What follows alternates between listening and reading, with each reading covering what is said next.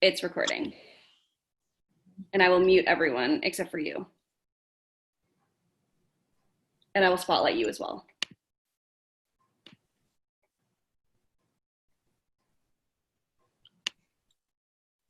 Come unto me. When the journey gets too hard, when we feel depleted, when our compassion turns to complaining, when our efforts towards justice and mercy seem to get us nowhere, it's time to remember the humility part, that it is God who made us and not we ourselves, that the saving of the world, or even one part of it, is not on our shoulders. It is then we can come unto him, and he will give us rest.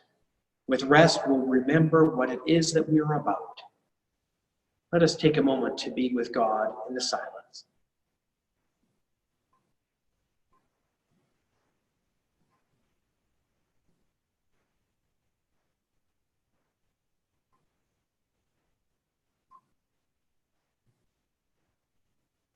We come today all as both saint and sinner, sometimes more saint and sometimes more sinner. Your grace, O God, is sufficient for all of us, poured out on all of us, cleansing, renewing, and allowing us to move forward on this new day. And Declan's going to read our scripture. Do you want to come and take the main seat? Okay, we do it from there, though.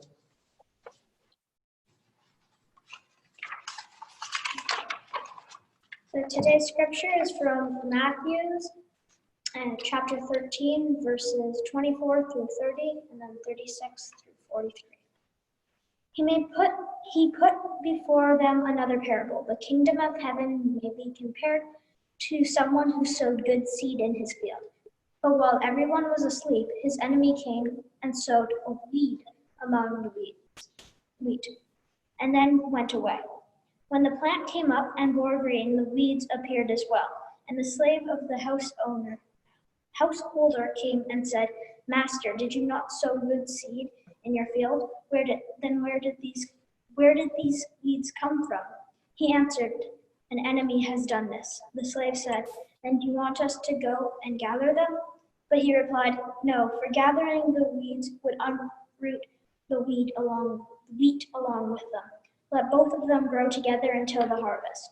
At harvest time I will tell the reapers, collect the weeds first and bind them in bundles to be burned, but gather the wheat in my barn. Then he left the crowd and went to the house. And the disciples approached him, saying, Explain to us the parable of the weed of this field. He answered, The one who sows good seed is the Son of Man. The fields of the world and the good seed are the children of the kingdom. The weed are the children of the evil one, and the enemy who sowed them is the devil. The harvest is at the end of the age, and the reapers are angels. Just as weed is collected and burned up with fire, so will it be at the end of the age. The Son of Man will send his angels and will collect out of his kingdom, causing sin and all evildoers. And then we will throw them into the furnace of the fire, where they will be much weeping and gnashing of teeth. The righteous will shine like the sun in the kingdom of their Father. Let anyone with ears listen. So Declan was doing a run through this morning, and all of a sudden he went, Wait, what? Weeping and gnashing of teeth? Really? So there's a lot of really wonderful garden imagery in this, with the wheat and the weeds and the farming imagery and all good agricultural. I often wonder why Jesus would use these great agricultural and farming images when he called a bunch of fishermen. The possibility that they would have done any wheat farming is very low. If you think back when the couple of book studies we've done, that area, there was wheat farming in that area, but not anywhere around where Jesus was. We had the Sea of Galilee or the Lake of Gennesaret, same lake, different word, different term. And so he was really working with a fishing economy. It'd be sort of like trying to talk to Newfoundlanders about wheat farming. And yes, there would be some crops of wheat in Newfoundland, I'm assuming, but it wouldn't be the first thing that comes to mind. Perhaps if you're in Prince Edward Island, you could use potato farming and weeds in the potato field if you want to be stereotypical, or at least tie into people's real local knowledge.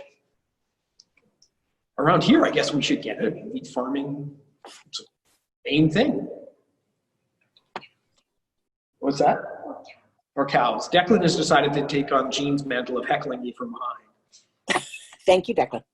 I'm backseat preaching.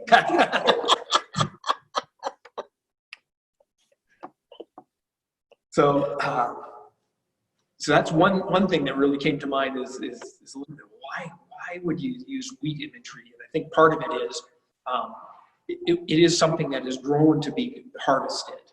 It's not something that you find accidentally. You don't. If you wanted to use the image of fruit picking or berry picking, you could talk about the coming across these bushes and look, they're God's grace. But this is something that really, you are planting wheat to be harvested. You're planting grain to be harvested, and weeds are a significant problem. And so that would be, even for a suburb city boy like me, I understand that wheat is good, weeds are bad. I was thinking, well, Declan is the real gardener. Eileen was a very good gardener when the garden was right outside our door in New York. It's the, if you have to walk down to the church, Eileen's like, no thanks, Declan can do that. I've decided, because we've got some plots that have just were neglected this year with the community garden. People either didn't plant or chose not to, and with COVID, it was just so hard to try to figure out who wanted to garden. And so I found out that we're letting them lie fallow. It's not neglect; it's an intention to let them lie fallow, and that's a thing. I also heard on the there was somebody who was doing a science report on the podcast I listened to about bees. And actually he said one of the things you can do to support pollinator habitats is just not mow and not weed. Just let a whole place go wild and natural, and the bees will thank you. Okay, I am a pollinator supporter. I'm not a negligent, uncoordinated gardener. I am supporting pollinators in their habitat. I'm like a godsend to those bees. I was thinking that my contribution to the garden would be to print up some signs that say intentional pollinator habitat. And then people would walk, oh, this church, whoa, they're really with it. This community garden is way ahead of its time by going way back to organics and fallow and pollinator habitat. So that if you see any signs show up in the garden that say intentional pollinator habitat, that's my answer for neglect. Interesting to think about the parables in terms of what are they answering. So Jesus used these wheat and harvest images to make a very clear point about intentionality within the kingdom and how God wanted us to be intentional and have a planned harvest. Some of the reading that I did said, well, the parables in chapter 13 of Matthew, which are, it's sort of that, the crux of Jesus' ministry, that everything's building up to that teaching point. So in the Gospel of John, everything's building up to his farewell discourse, where he sits around and talks for 10 chapters before his crucifixion, before his arrest and crucifixion. In Matthew, really, everything comes down to these parables. The people who put the things in the order they are in Matthew, they really wanted these parables to be the most important part. And apparently, one of the things that they're answering is some questions that came up in chapter 12. So here's your homework. You can go back and read Matthew chapter 12 at your leisure.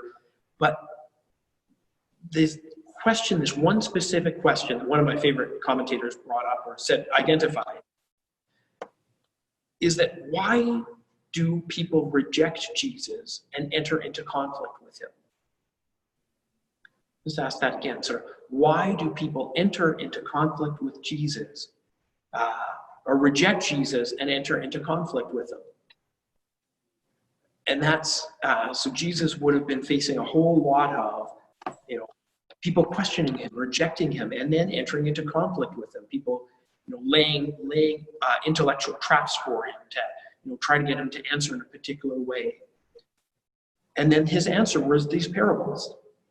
And so last week, of course, we didn't have these parables last week, but clearly the commentary talked about last week. So just before this parable, we had the parable of the sower, where the sower goes out and scatters, and some seeds land on good soil, some on rocks, and some on dry ground, some on the pathway and get eaten up by birds. So that was one answer, one of Jesus' answers to saying, why are you rejecting me? I'm God. I have the answers. And then in this passage that Declan read, we have the parable of the wheat and the weeds, and this would be another one of Jesus' answers. So the first was a more passive, that people reject Jesus and enter into conflict with him just because the soil is not fertile. There are just some people where the word, the gospel, lands on inhospitable ground. And then this parable is very much that, there is an enemy that has done this. If you recall any of the work that we've done on parables in the past, it really focuses on that Jesus uses extreme language. He doesn't just say that people will be, uncomfortable or miserable or a little out of sorts. He says that, what is it, Declan? Weeping and gnashing of teeth. And he doesn't just say to people like, listen up, people. He says, woe to you. Shame, woe to you. So in this scripture, that extreme language comes in the form of Jesus saying, through the characters in the parable, that an enemy has done this to us. I can't remember. I was trying to look up any stories of, would you ever go and, as an action against a neighbor farmer and a feud, go and seed their ground with weeds? I've never heard of that happening. But in this parable, it's that it would be not just the weed showed up, that an enemy has come and done this and has sowed discord, has sowed problems, has put something in the path of the good harvest that will choke it off.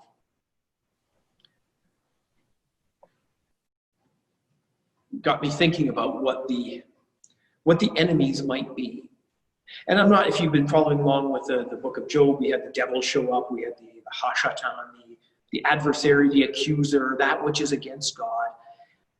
I'm not really into that there's there's God and then there's the devil. Partly because I think we do a good enough job creating all the things that are against God without having to have a devil in the world, and without having to have Satan.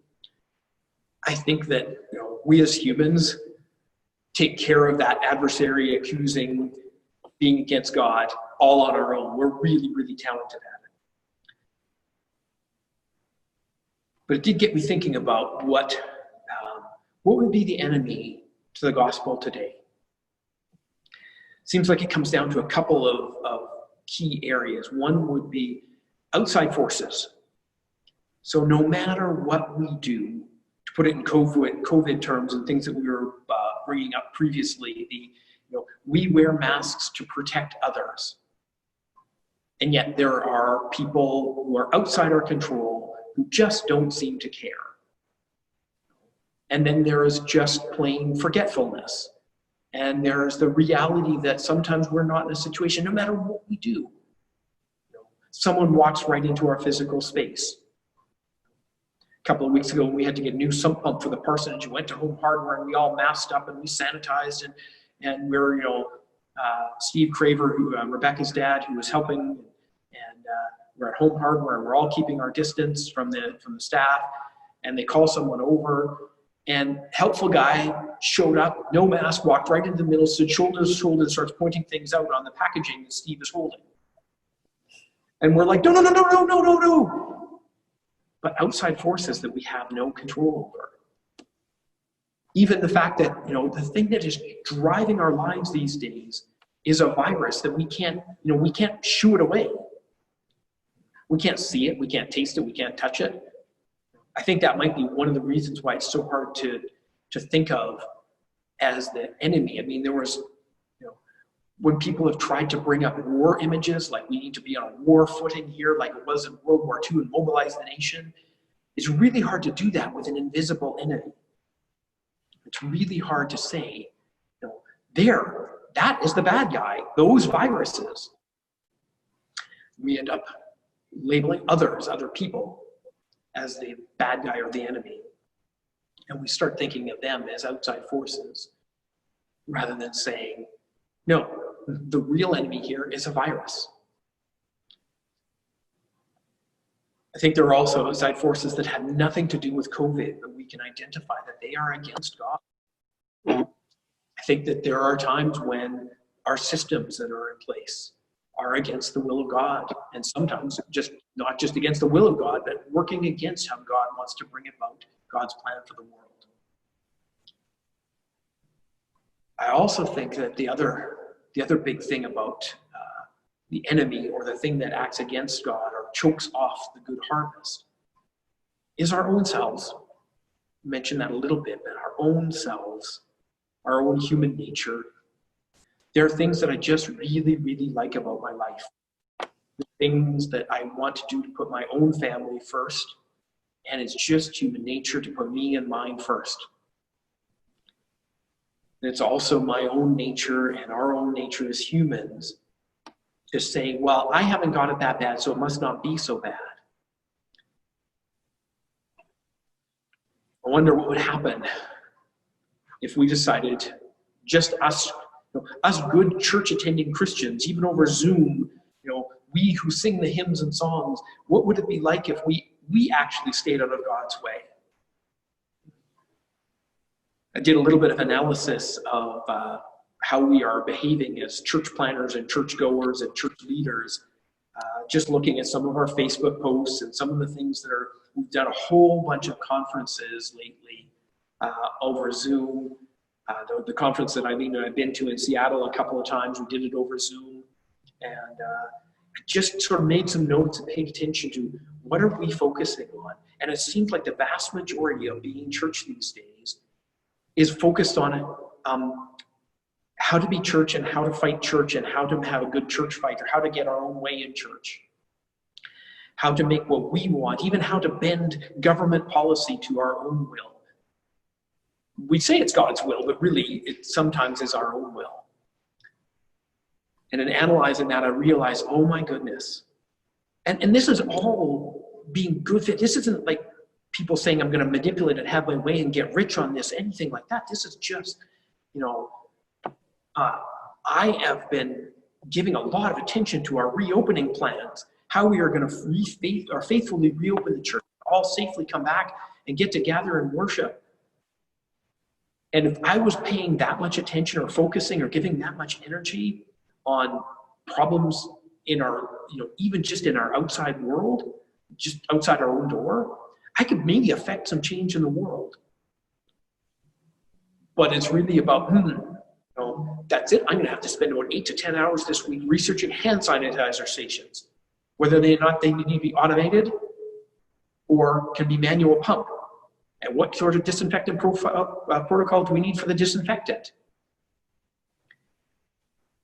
I don't know, calling back to our conversational worship about what the parables would be, I don't know that Jesus would write a parable or preach a parable that said, and the good and faithful pastor spent a lot of time and energy figuring out hand sanitizer protocols.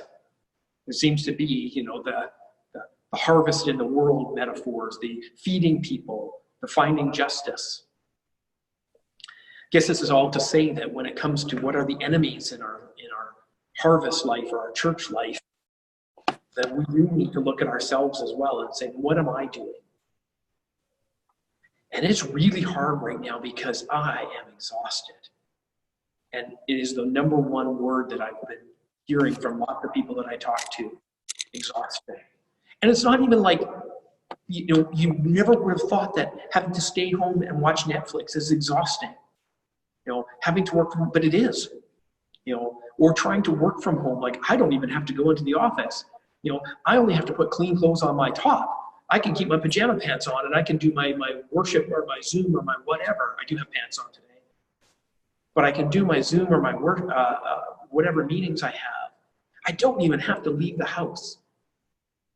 And that turns out to be just exhausting. One of the things that I've felt is exhausting me is all the things I could be doing right now and I'm not.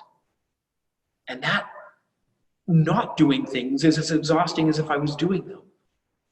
I thought, oh my goodness, I'm gonna have all these hours. I'm gonna be able to play my bass guitar on beat with the right notes. Doug's doesn't believe me right now, but I was gonna work hours and hours and hours.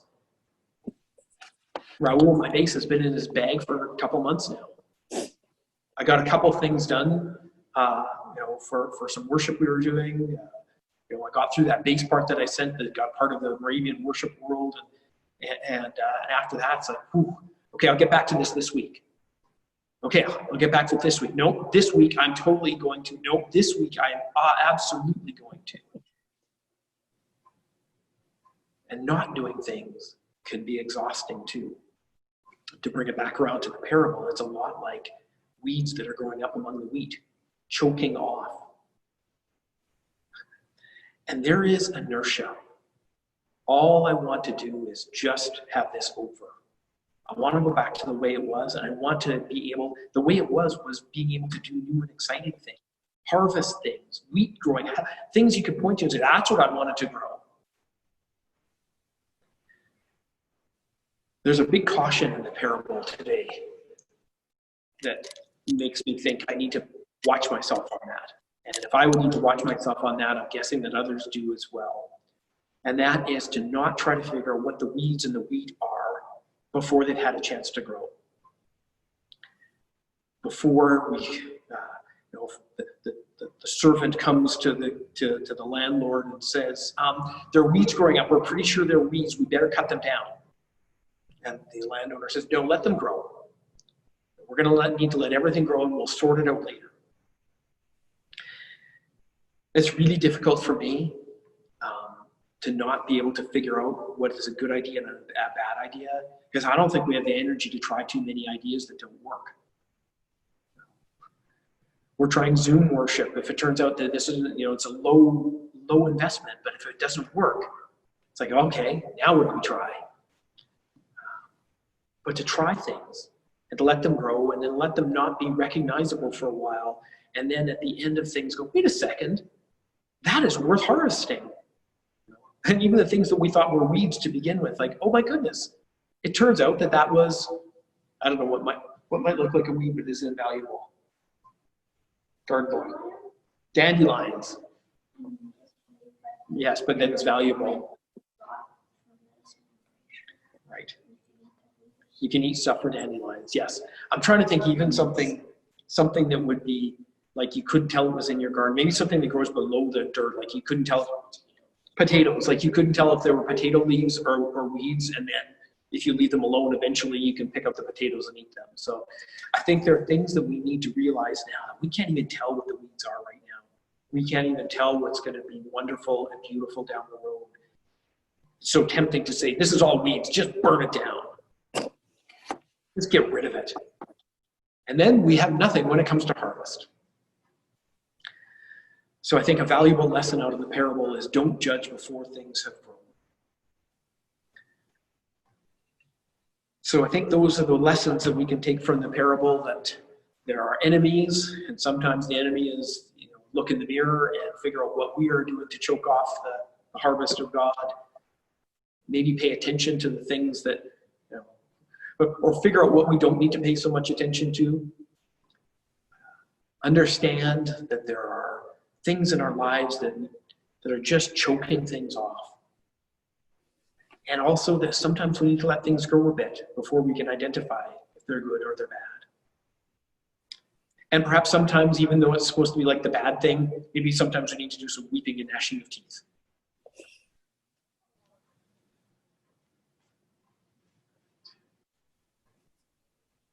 Hannah, you can stop recording now because we're going to go into sharing of joys and concerns, and that's not something I think we need to plaster all over.